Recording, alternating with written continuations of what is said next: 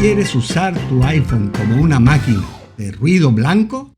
Para activar esta configuración nos vamos a ir precisamente a configuración o ajustes. Ahora nos vamos a ir a accesibilidad. Ahora lo que vamos a hacer es buscar audio y video o visuales. Lo seleccionas. Aquí donde dice sonido de fondo y lo activamos. Ahí está el arroyo. Lluvia. Océano. Así de fácil, así de rápido. Si te gustó, dale like y suscríbete.